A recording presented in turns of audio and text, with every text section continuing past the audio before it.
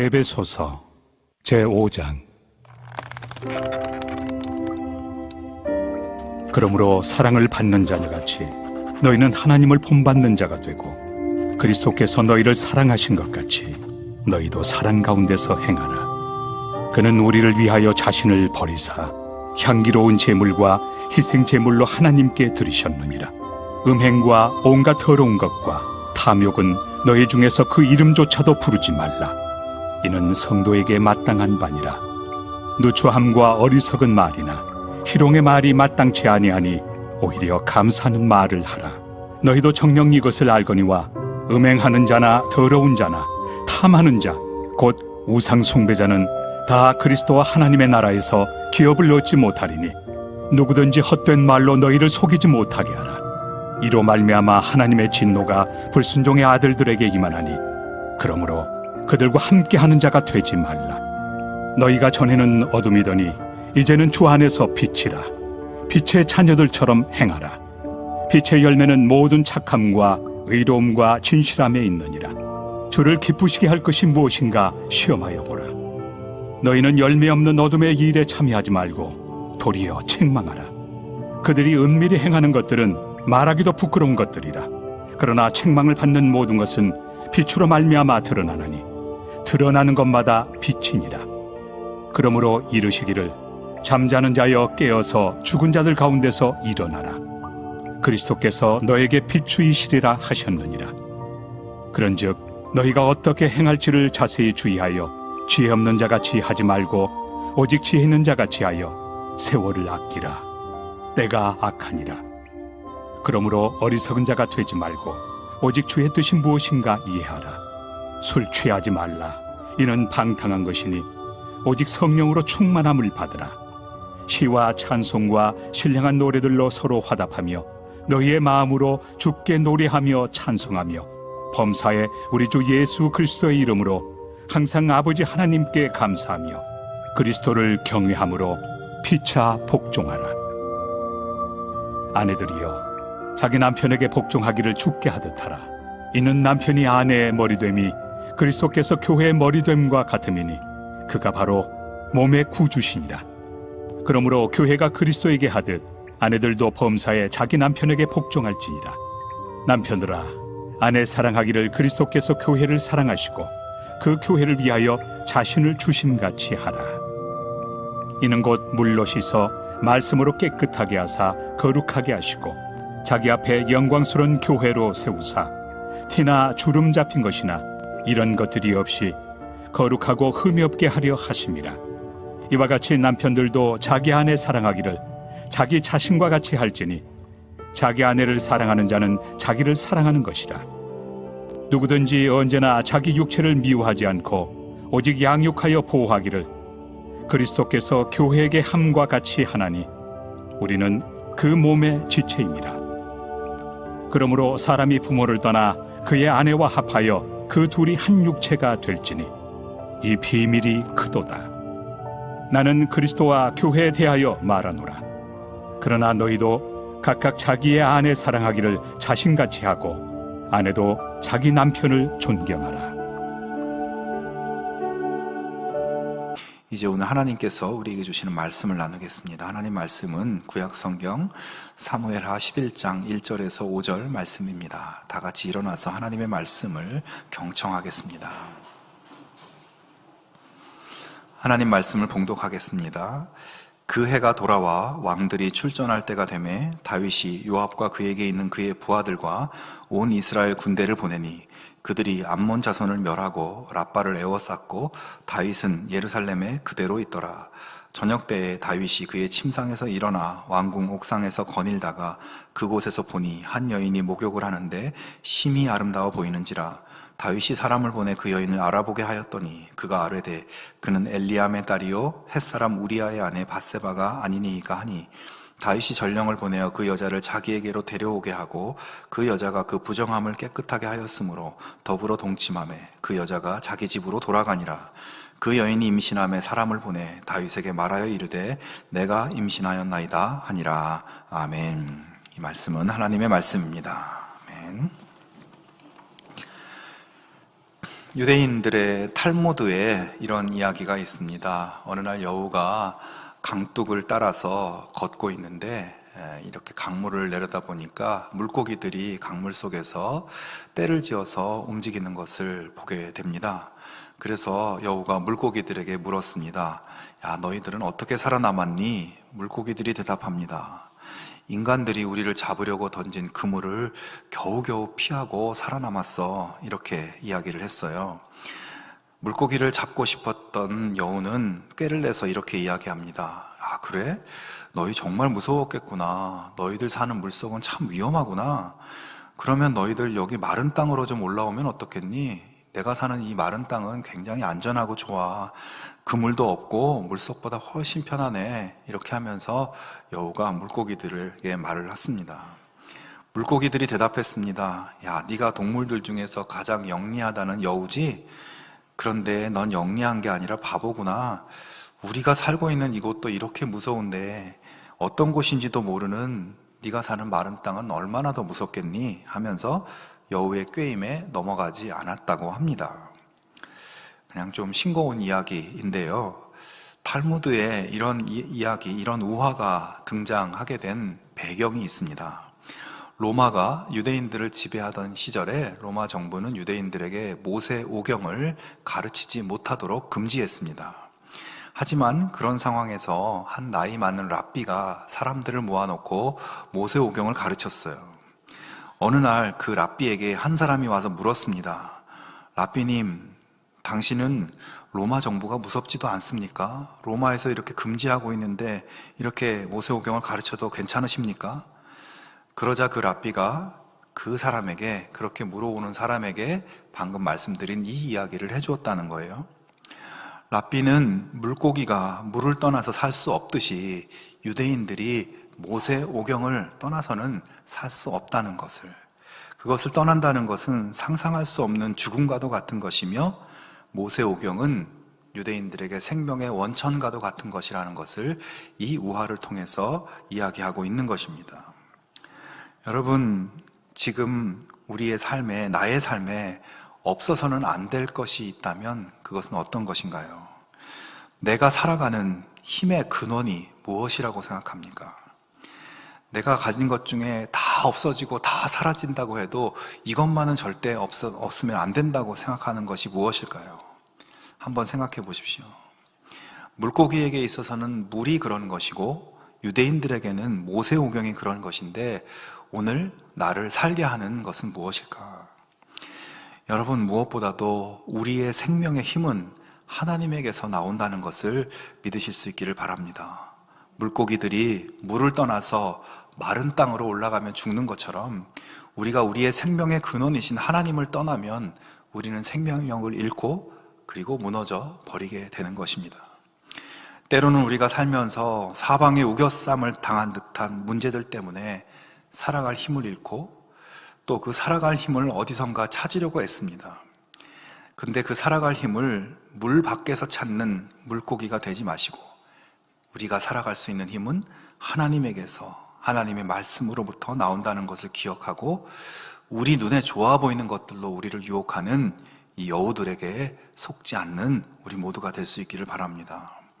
오늘은 생명과 복의 근원인 하나님 말씀에서 멀어져 가버린 한 사람의 이야기를 나누고자 합니다. 바로 다윗의 이야기죠. 이 이야기는 다윗의 수많은 사건들 중에서 어쩌면 가장 충격적인 장면이고 또 어쩌면 가장 안타까운 슬픔의 장면이기도 합니다. 저는 지난 주간 이 다윗의 이야기를 묵상하면서 믿었던 사람들에게 배신을 당한 느낌 또는 존경했던 어떤 인물에 대해서 실망하는 그런 실망감이 느껴졌습니다. 지금 다윗은 오랜 세월 사울의 추격과 핍박을 잘 견뎌왔어요. 그리고 이스라엘에 돌아와서 지난 7년 6개월 동안 남북 지파 간의 이 전쟁을 이 다윗을 중심으로 잘 정리했습니다. 그래서 모든 지파에게 인정받는 이스라엘의 왕이 되었죠. 그리고 나서 민족의 화합을 위해서 새로운 수도로 예루살렘을 정했습니다. 그 와중에 블레셋이 공격해 왔지만 다윗은 그것도 잘 극복했죠. 그리고 기럇 여아림이라는 동네에 제사장이 보관하고 있던 하나님의 언약궤를 예루살렘으로 옮겨와서 이스라엘 민족의 예배를 회복하는 일도 성공적으로 수행했습니다. 이후에 그는 이스라엘 주변에서 수백 년 동안 이스라엘을 괴롭혀왔던 에돔과 모압과 아람 족속들을 또 물리쳤어요. 다윗은 왕이 돼서 정말 승승장구한 거죠. 언제나 약소국이었던 이스라엘을 팔레스타인 전 지역에서 가장 강력한 나라로 발전시켰습니다. 더 이상 바랄 것이 없을 정도로 이스라엘은 부흥하고 번영의 시기를 이 다윗의 시대에 보낸 것이에요. 유대 땅에 양치기 목동이었던 다윗, 이집트에서 수백 년 노예 생활했던 이 민족, 정말 상상할 수 없는 놀라운 일이 그들 앞에 벌어지고 있는 것입니다. 자, 그러나 오늘 본문에서는 그런 성공과 번영의 역사 위에 찬물을 끼얹는 중대한 사건이 벌어지고 있습니다. 그날 이스라엘 군대는 암몬과의 전쟁을 위해서 모두 출동한 상태였습니다. 하지만 다윗 왕은 전쟁에 나가지 않았다고 오늘 성경에 보면 나와 있죠. 왕궁에 홀로 남아 있었어요. 당시 암몬은 이스라엘에 비해서 전력이 약한 나라였고, 또 이 전쟁의 상황은 그들이 수세에 몰려서 성을 지키며 이스라엘의 공격을 방어하고 있는, 그래서 굉장히 이스라엘이 이 전쟁에서 유리한 그런 상황이었습니다. 그래서 다윗은 자신이 직접 전쟁에 나가지 않고 그냥 부하들과 군대만 출정시킨 것이죠. 자, 오늘 본문 2절에 보면 그래서 저녁 때에 다윗이 그의 침상에서 일어나 왕궁 옥상에서 거닐었다고 되어 있습니다. 아마 무더운 날씨에 잠을 이루지 못하고 침상에서 뒤척이다가 일어나서 옥상에 올라가서 찬바람을 좀 쐬고 있었던 것 같아요. 이 예루살렘이라는 도시는 지대가 굉장히 높은 위치에 있었고, 또 왕궁은 그 중에서도 가장 높은 곳에 있었기 때문에 저녁에 옥상에 올라가면 바람이 시원했겠죠. 자, 그렇게 옥상에서 거닐던 다윗은 우연히 아래쪽에 어떤 집에 한 여인이 목욕을 하는 장면을 보게 됩니다. 여러분, 이런 상황이 되면 어떻게 행동해야 옳습니까? 민망한 마음에 눈을 피하고 그냥 빨리 옥상에서 내려와야 하지 않겠어요? 그러나 다윗 왕의 마음은 그런 민망함이나 피하고자 하는 생각이 아니라 욕망의 마음이었습니다. 그래서 그는 사람을 보내서 그 여인이 누구인지 알아보게 했어요. 여러분, 법적으로는 그 여인이 만약 다른 사람의 아내가 아니라면 자신의 후궁으로 맞아들일 수도 있었기 때문에 그런 가능성을 한번 보려고 그 여자가 누군지 알아보려고 한 것 같아요. 마음의 욕망이 시작된 다윗의 입장에서는 그 여인이 누구인지 너무나 궁금했을 겁니다. 그래서 내심 남의 아내가 아니기를 바랬겠죠. 자, 3절에서 그 여인의 정체를 밝히고 있습니다. 그 여인은 엘리암의 딸이요 우리아의 아내 밧세바였습니다.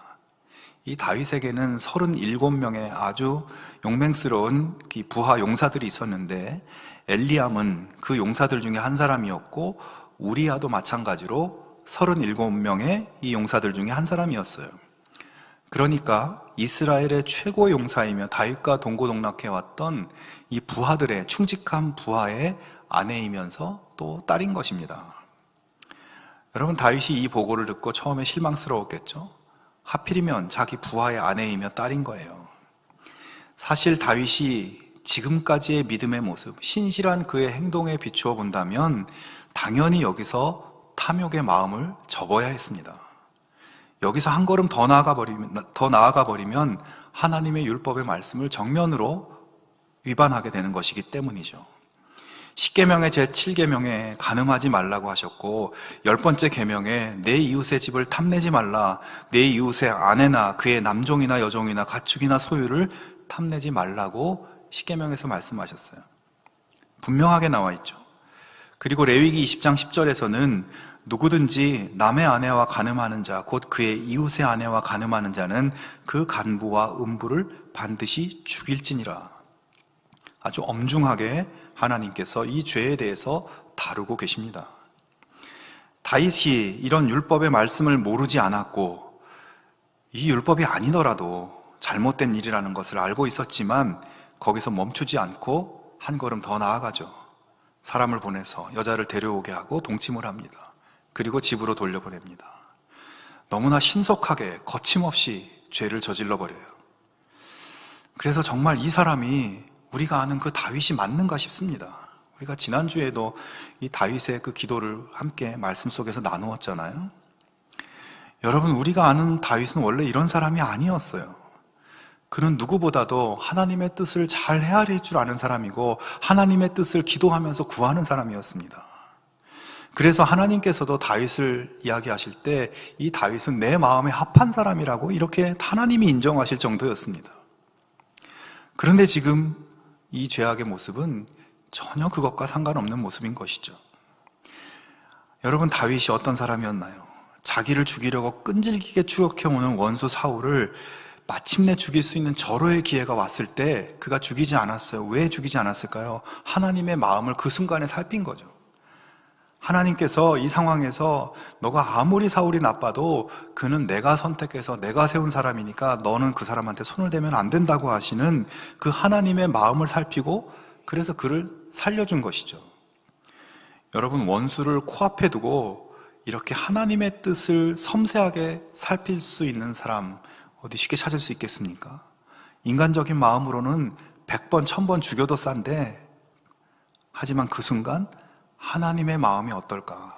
내가 어떻게 해야 될까? 이것을 살핀 것이죠.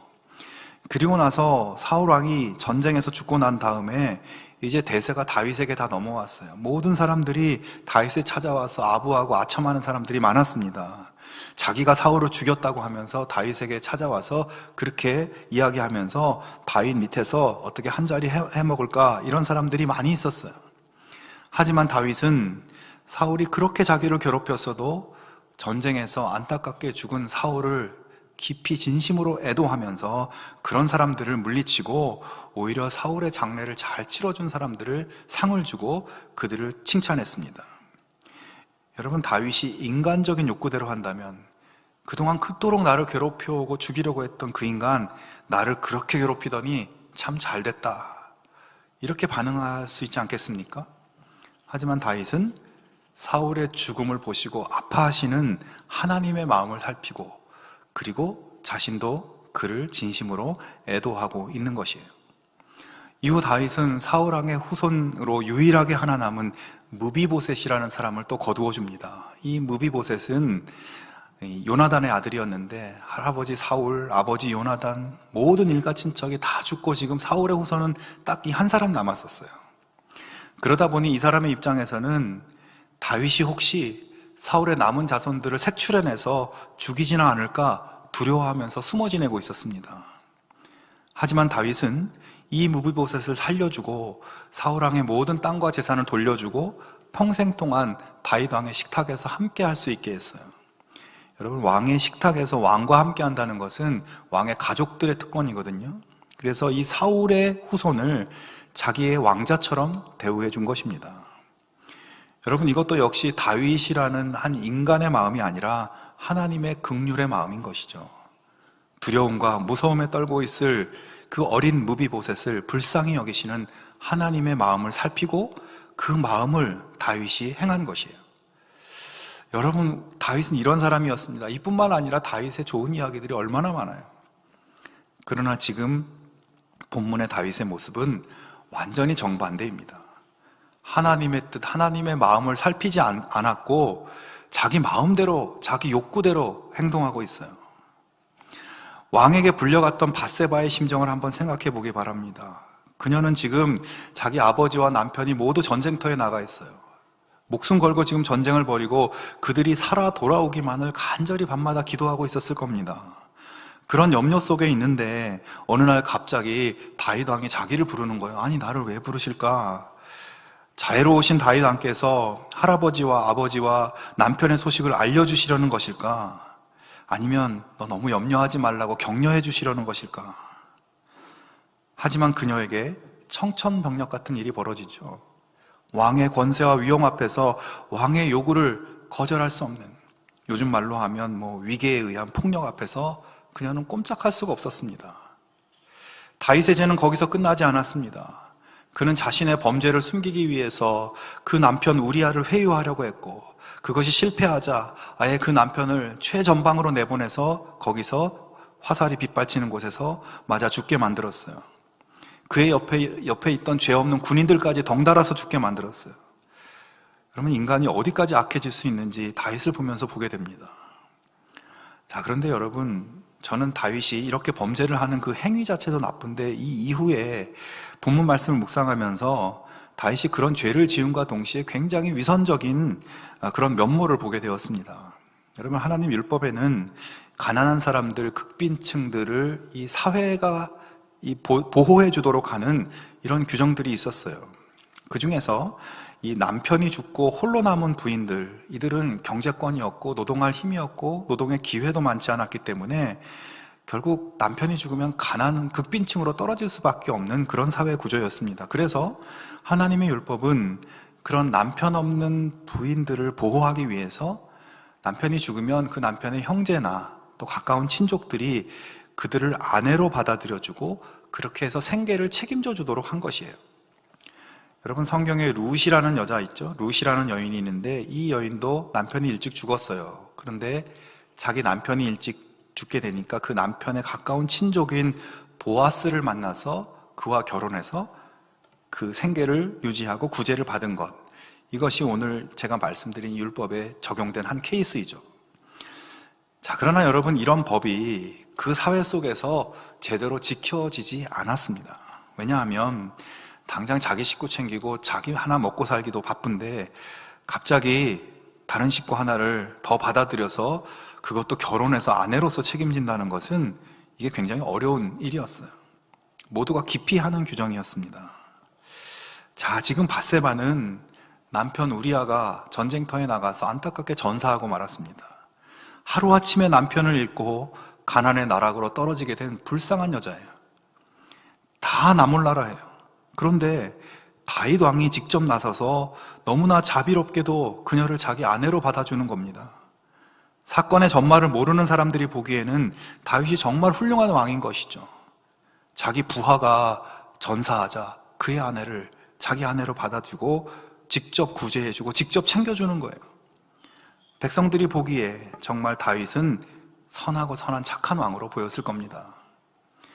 여러분, 다윗의 이런 모습이 얼마나 이중적이고 위선적입니까? 왕의 권력을 이용해서 나쁜 짓을 다 해놓고 또 교묘하게 그 죄를 숨기고 남들 보기에는 최고로 착하고 자비로운 사람으로 비춰지게 만들었어요. 하나님의 마음을 살피고 하나님의 뜻을 구하고 그래서 보통의 사람들과는 다른 그런 믿음의 길을 걸어왔던 우리가 아는 그 다윗, 그 사람이 맞는가 싶습니다. 여러분, 다윗이 이렇게 변한 것이 불과 몇 년 사이예요. 다윗이 왜 이렇게 변한 것일까? 무엇이 다윗을 이렇게 만든 것일까? 하나님의 말씀과 하나님의 마음을 가장 민감하게, 가장 섬세하게 살피는 그런 사람이었는데 어떻게 이렇게 대놓고 하나님의 말씀을 위반하고 하나님 뜻에서 멀어져서 이 온갖 죄를, 심각한 죄들을 서슴지 않고 저지르는 것일까? 여러분, 달라진 것은 딱 하나뿐입니다. 여러분, 다윗은 정말 이 굉장히 고난의 세월을 20년 넘게 고난의 세월을 살았죠. 시기와 질투와 억울한 누명과 모함과 살해의 위협과 광야를 헤매며 굶주리며 고통받고 또 어디를 가나 다윗을 밀고 가는 밀고자들이 그를 고발하고 또 블레셋에 갔을 때도 의심받고 정말 20년 동안 조심조심 숨죽여서 겨우겨우 살아왔어요. 인간적으로 보면 이것보다 더 고통스럽게 사는 사람이 있을까 싶을 정도로 고난의 세월을 살았습니다. 하지만 여러분, 그 고난의 세월이 다윗에게 영적으로는 가장 투명하고 가장 맑은 시기, 가장 영적으로 빛나고 상승하는 시기였어요. 그 고난의 시기가요. 그렇게 고생하고 있었지만 하나님을 원망하지 않고 오히려 하나님을 찬양하며 기도하며, 여러분, 다윗의 수많은 시편이 다 이 고생의 시기에 적어진 시편이죠. 날마다 순간마다 하나님과 대화하는 기도로 충만하고 고난 중에서 하나님을 더 깊이 의지하고 하나님과 동행하는 그 하나님 마음에 합한 삶을 살았습니다. 사람이 고생하면 나부터 살아야 되겠다는 생각으로 다른 사람 보지 않는데 다윗은 항상 하나님의 마음으로 사람들을 은혜롭게 자비롭게 대했어요. 그의 고난의 세월이 인간적으로 보면 참으로 힘든 시기였지만 영적으로 보면 최고의 빛나는 시기, 최고의 상승기, 최고로 성령 충만한 시기였다는 겁니다. 자, 그런데 언제 바뀌나요? 그가 왕이 돼서 나라를 잘 정돈하고 이스라엘 못살게 굴던 이방 민족들 다 다윗 앞에 무릎을 꿇고 조공을 바치고 권력이 공고해지고 경제적으로 번영하고 모든 것이 편안해지게 되자 그때부터 바뀌기 시작한 것이죠. 그런 성공의 시대에서 가장 먼저 찾아오는 것이 교만의 죄, 하나님의 말씀에서 멀어지고 불순종하는 죄, 위선의 죄였습니다. 여러분, 다윗의 죄를 보면 죄의 본질을 볼 수 있어요. 태초에 아담과 하와 있죠? 이 아담과 하와를 가만히 보십시오. 여러분, 이 아담과 하와는 하나님이 창조하신 그 모든 창조의 풍요와 축복을 하나님이 이들에게 다 주셨어요. 다 허락해 주셨어요. 이 사람들은 아무것도 부족한 것이 없습니다. 하나님이 창조한 자원을 마음대로 쓰고 누리고 다스리고 그렇게 살 수 있었어요. 모든 것이 풍요로웠습니다.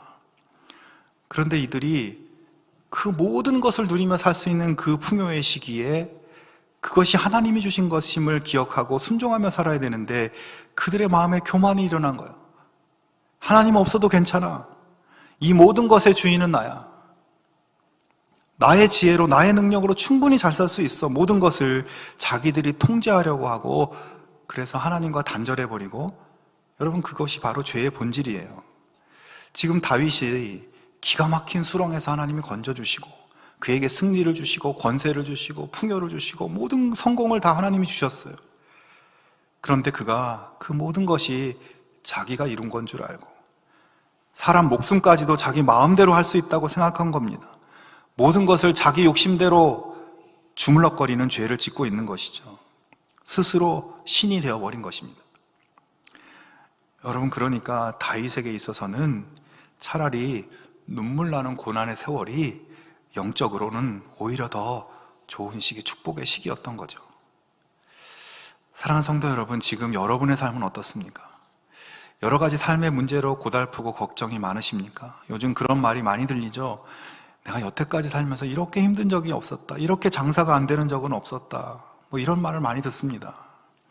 하지만 여러분, 바로 지금이야말로 하나님과 더 가까워질 수 있고 하나님을 더 찾고 하나님을 더 의지하면서 하나님이 주시는 영적인 축복과 하나님을 영적으로 함께하고 경험하는 영적인 풍요의 시기가 될 수 있다는 것을 여러분 기억할 수 있기를 바랍니다. 힘든 시기를 보내는 것이 결코 그냥 의미 없이 그런 괴로움이 있는 것이 아닙니다.